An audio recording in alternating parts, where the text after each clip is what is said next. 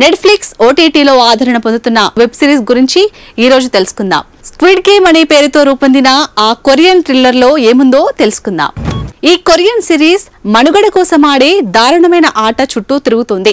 ఇది నెట్ఫ్లిక్స్ విడుదల చేసిన అతిపెద్ద ఒరిజినల్ సిరీస్ గా రీజెన్సీ కాలం నాటి రొమాన్స్ బ్రిడ్జర్టన్ ను కూడా అధిగమిస్తుంది. నెట్ఫ్లిక్స్ లో ఘన విజయం సాధించిన మనీ హైస్ట్, లుపిన్ సిరీస్లను కూడా ఈ వెబ్ సిరీస్ దాటేసిందని కొన్ని సర్వేలు తేల్చాయి.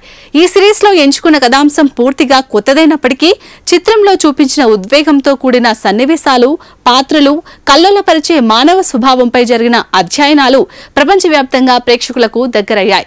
స్క్విడ్ గేమ్ సిరీస్ లో అప్పులు పాలైన 456 మంది ప్రజలు నిస్సహాయ స్థితిలో ఉంటారు. వీరంతా రక్తపాతంతో కూడిన ఒక ఆట ఆడేందుకు ఇష్టపూర్వకంగానే సిద్ధమవుతారు. అక్కడ వారు వరుసగా 6 ఆటల సిరీస్ లో విజేతలుగా నిలిస్తే $39 మిలియన్ గెలుచుకోవడానికి అవకాశం ఉంటుంది. పేదలతో ధనికులు ఆడించే ఈ ఆటలో ప్రాణాలను సైతం పణంగా పెట్టాల్సి వస్తుంది. ప్రాణాలతో చెలగాటమాడే ఈ ఆటలను ఎవరు నిర్వహించారు, ఎందుకు నిర్వహించారనే విషయం తెలియాలంటే ఈ సిరీస్ ను చూడాల్సిందే. ట్రయాంగిల్, సర్కిల్ అండ్ స్క్వేర్ అనే సింబల్స్ మనకు ఈ సిరీస్ లో కనిపిస్తాయి. సిరీస్ టైటిల్స్ లో కనిపించే ఈ సింబల్స్ కు ఓ ప్రత్యేకత ఉంటుంది. ఈ 3 సింబల్స్ విలన్స్ దగ్గర పనిచేసే వర్కర్స్ కి ఇస్తారు. వీళ్ళంతా ముఖానికి మాస్కులు పెట్టుకుని ఉంటారు. ఆ మాస్కులపై ఈ సింబల్స్ వేసి ఉంటాయి. వీటిలో స్క్వేర్ సింబల్ ఉంటే మేనేజర్ అని అర్థం, ట్రయాంగిల్ ఉంటే సైనికుడని అర్థం, సర్కిల్ సింబల్ కలిగిన వాళ్ళు సాధారణ పని వాళ్ళని అర్థం. సర్కిల్ అండ్ ట్రయాంగిల్ సింబల్స్ ఉన్న వాళ్ళు స్క్వేర్ సింబల్స్ ఉన్న వాళ్ళ దగ్గర పనిచేస్తూ ఉంటారు. ఈ 3 సింబల్స్ కూడా వీడియో గేమ్స్ జాయ్ స్టిక్స్ మీద కూడా కనిపిస్తాయి. ఈ సిరీస్ ఫస్ట్ ఎపిసోడ్ లోనే థీమ్ ఏంటన్నది స్పష్టంగా తెలియజేశారు.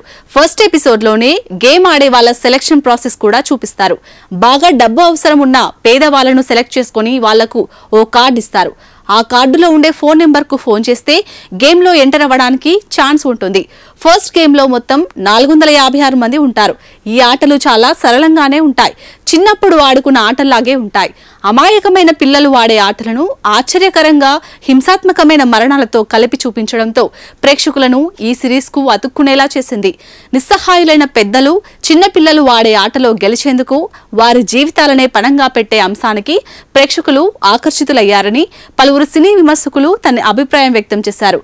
ఇక ఈ సిరీస్ లో నటీనటుల గురించి చెప్పుకుంటే ప్రతి క్యారెక్టర్ కి ఒక రియల్ ఐడెంటిటీ ఉంటుంది. ప్రతి క్యారెక్టర్ ఎమోషనల్ గా ఇంపాక్ట్ క్రియేట్ చేసే విధంగా ఉంటాయి. ఈ గేమ్ ఆడే వాళ్ళంతా బిలో మిడిల్ క్లాస్ ఫ్యామిలీల నుంచి వచ్చిన వారే కావడంతో మనలో చాలా మంది ఈ సిరీస్ కి బాగా కనెక్ట్ అవుతారు. ఇటువంటి ప్రధాన పాత్రలు ఈ సిరీస్ లో 10 వరకు ఉన్నాయి. వీళ్ళ పేరు పలకడం కొంచెం కష్టమే.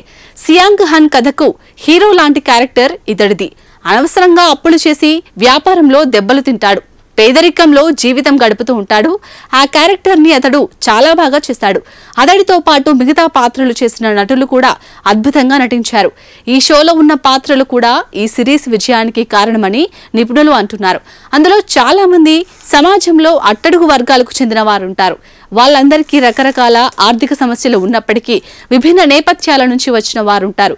ఉదాహరణకు సిరీస్ లో ప్రధాన పాత్ర పోషించిన నిరుద్యోగ వ్యక్తి జూదం సమస్యతో బాధపడుతూ కుటుంబ ఆదరణ పొందేందుకు సతమతమవుతూ ఉంటారు. ఈ ఆట ద్వారా విషాదపూరిత నేపథ్యం ఉన్న ఒక ఉత్తర కొరియా వాసిని యజమానులతో ఇబ్బందులు పడుతున్న పాకిస్తాన్ కార్మికుడిని ఆయన కలుస్తారు. నిజ జీవితంలో తరచుగా వివక్షకు, వ్యతిరేకతను ఎదుర్కొన్న యువత ముఖ్యంగా ఈ పాత్రల పట్ల సానుభూతి ప్రదర్శిస్తున్నారు. పాశ్చాత్య మీడియా సంస్థలు స్క్విడ్ గేమ్ సిరీస్ ని 2019లో ఆస్కార్ గెలుచుకున్న పారాసైట్ తో పోలుస్తున్నాయి. పారాసైట్ చిత్రం కూడా ఆర్థిక అసమానతలు, సమాజంలో నెలకొన్న అన్యాయాలను చూపించింది. ఈ సిరీస్ దాదాపుగా 80 దేశాల్లో టాప్ పొజిషన్ లో ఉంది.